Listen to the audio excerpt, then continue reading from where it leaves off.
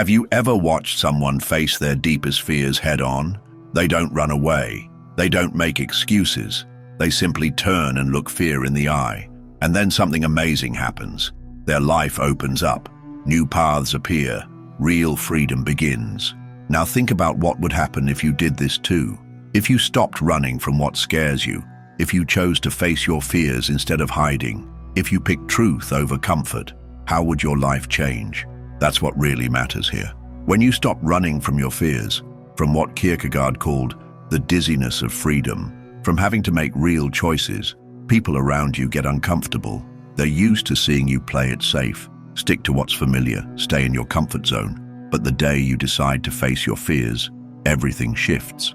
And the people who thought they knew you realize they don't know you at all. Kierkegaard said, "Anxiety is the dizziness of freedom." Think about this. When you start facing what scares you, who really gets upset? Who gets nervous? Who tries to pull you back to your old, safe ways?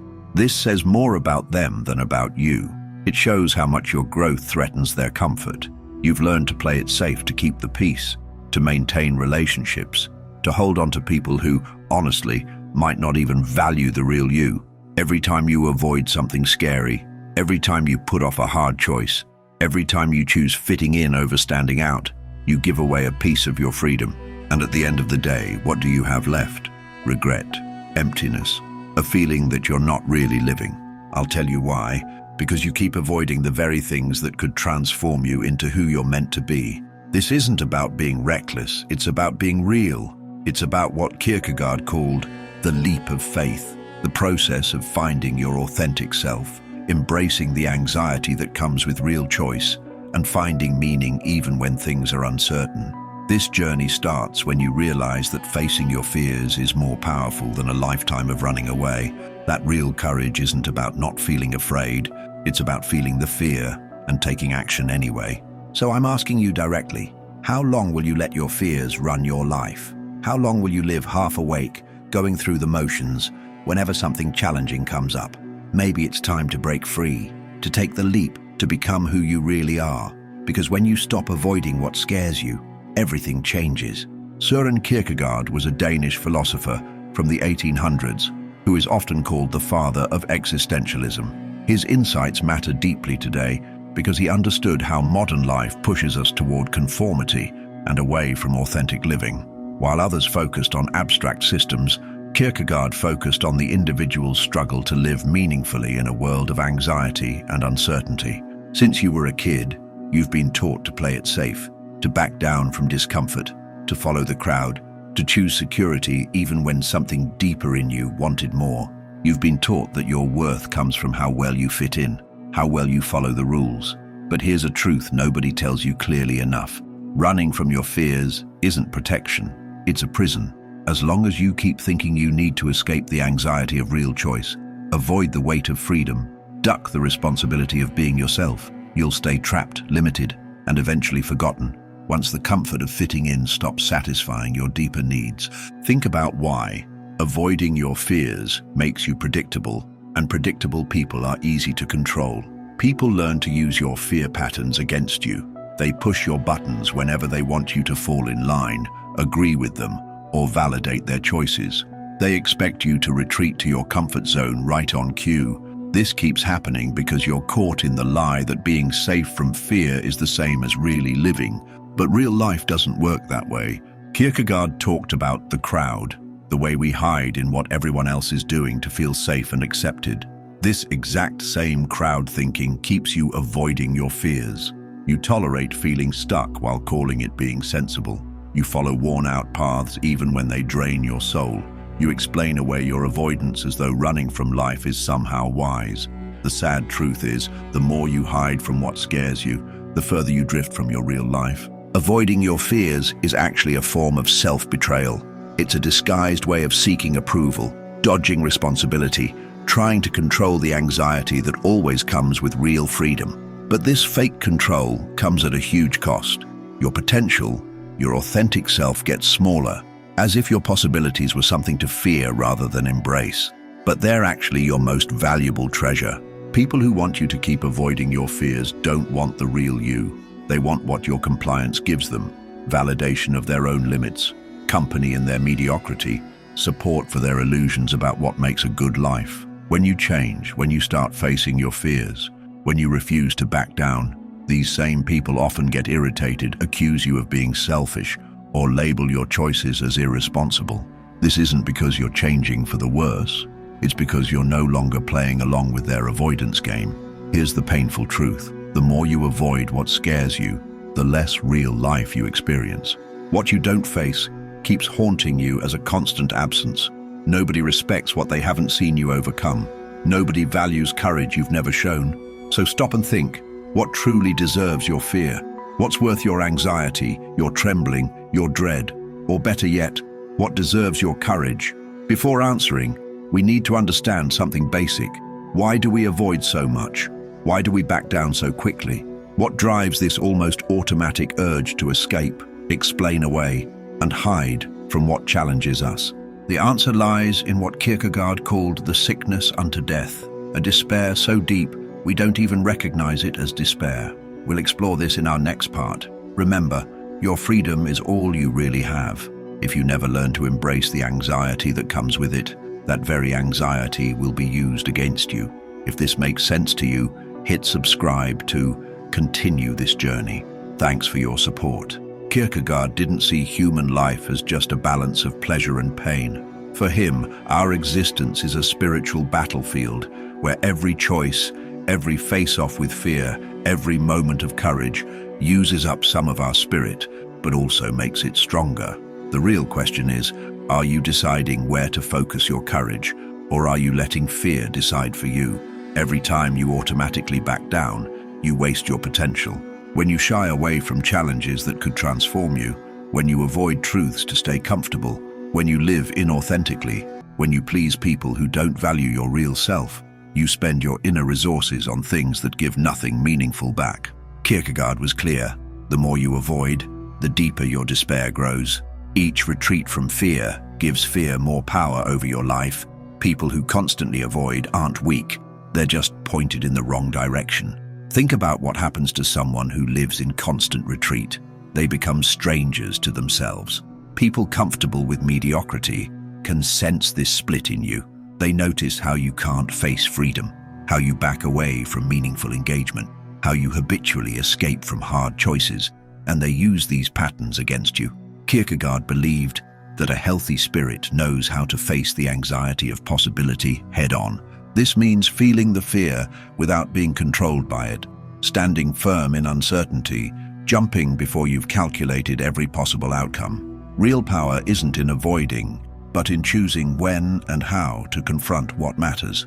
This only becomes possible when you clearly recognize your own escape patterns. How many sleepless nights have you had over challenges you never addressed? How many hours spent thinking about what you should have done or trying to understand why you backed down when growth was within reach? This is potential draining away for nothing, keeping alive regrets that should have been transformed long ago and feeding avoidance patterns that only exist because you keep retreating. Existential courage works like a force field.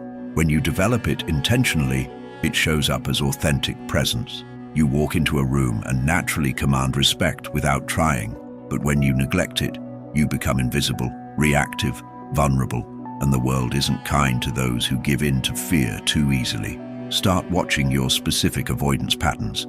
What triggers you to automatically back down? What situations dissolve your courage? These exact points where your authenticity leaks away are where you need to work, not to become reckless or impulsive, but to develop courage and take control of your own fears. Here's one of Kierkegaard's deepest insights. When you embrace anxiety instead of running from it, you break the chains that have limited your possibilities. This disturbs the comfortable status quo because we're entering dangerous territory, facing the falseness of an inauthentic life. In our next part, we'll look at how comfort and conformity drain your potential and how real courage completely disrupts these patterns. Get ready to face the fears that have been quietly controlling your choices without you even noticing. You think you're in control. You assume your avoidance patterns are conscious choices. The reality is darker. Most of your retreats from fear follow programming you're not even aware of. People who see this pattern can manipulate it easily. Society doesn't need to force or threaten you. They just trigger the fears you haven't examined, and you retreat right on cue.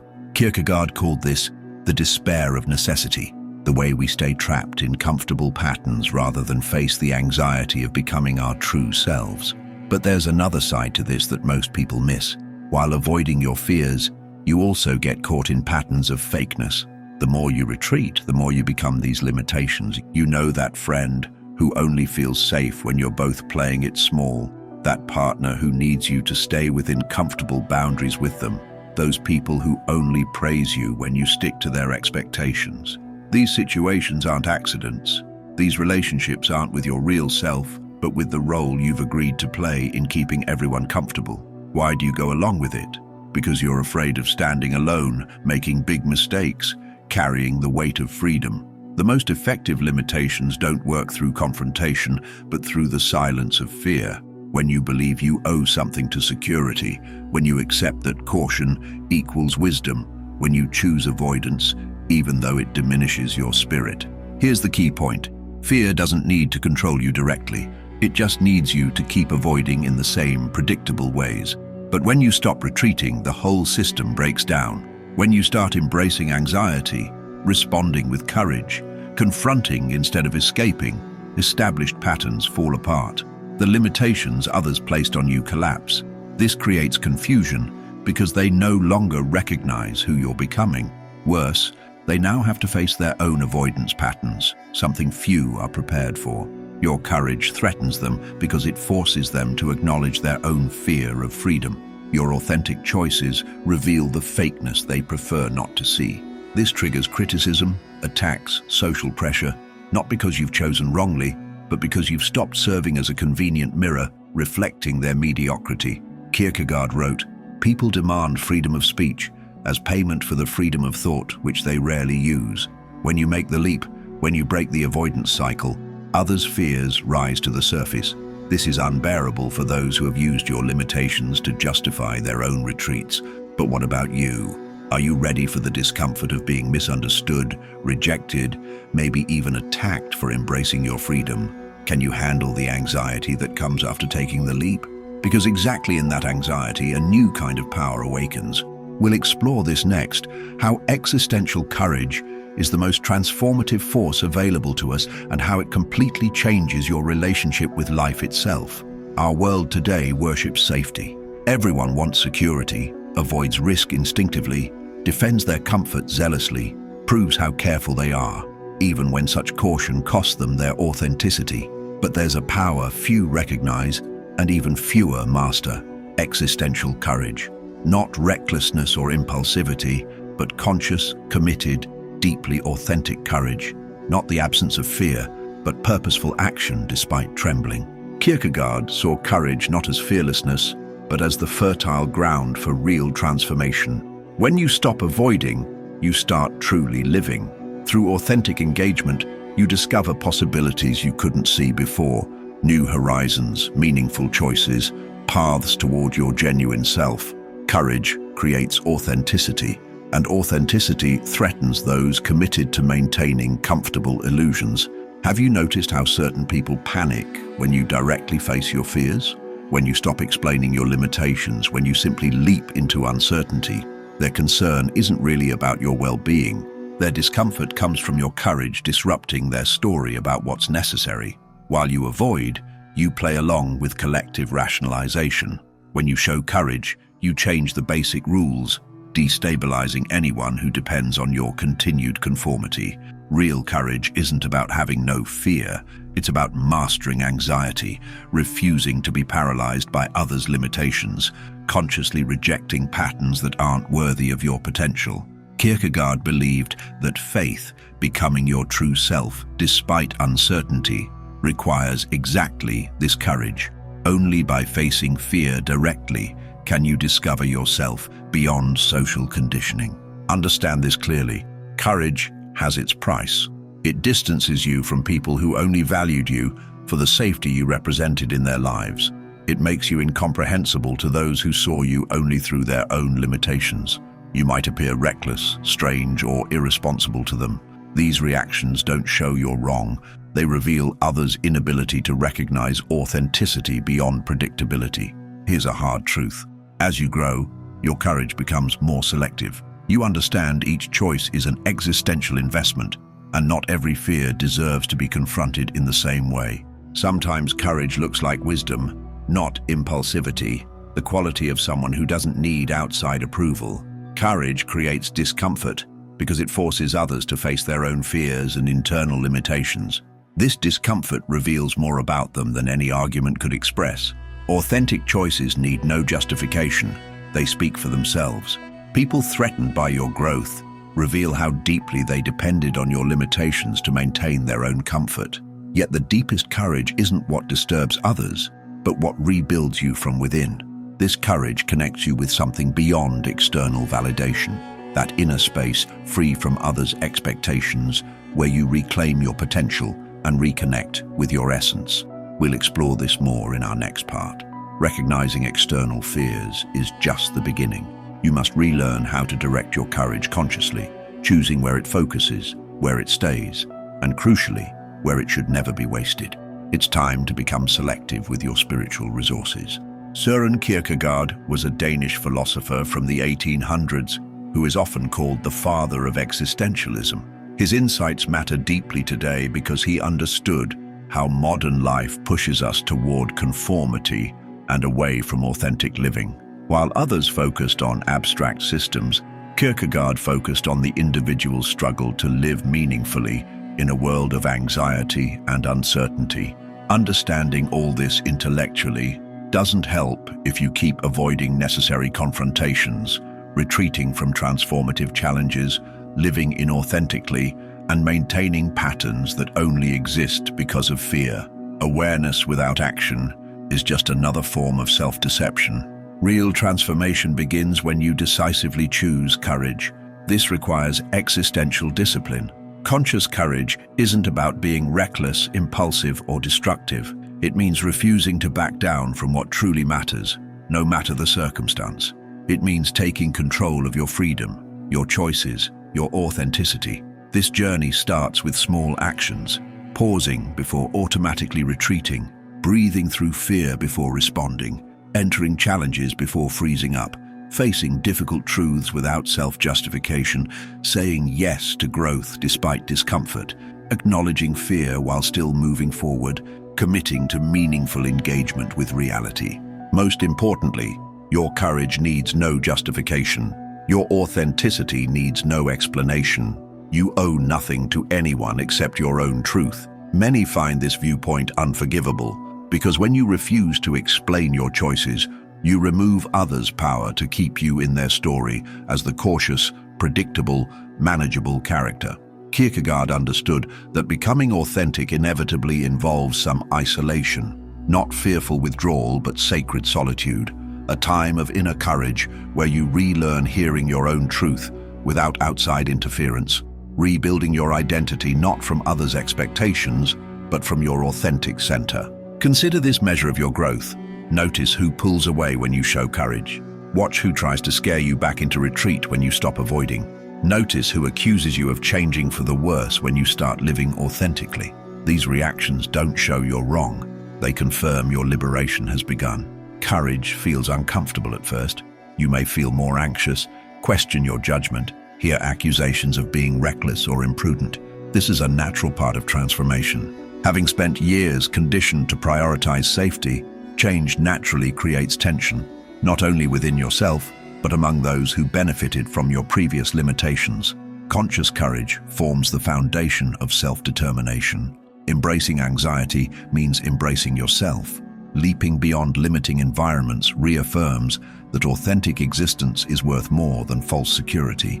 When you stop explaining yourself, you start receiving genuine respect, even if from relatively few. Not everyone is ready for authentic presence because your existential courage exposes fears others prefer not facing.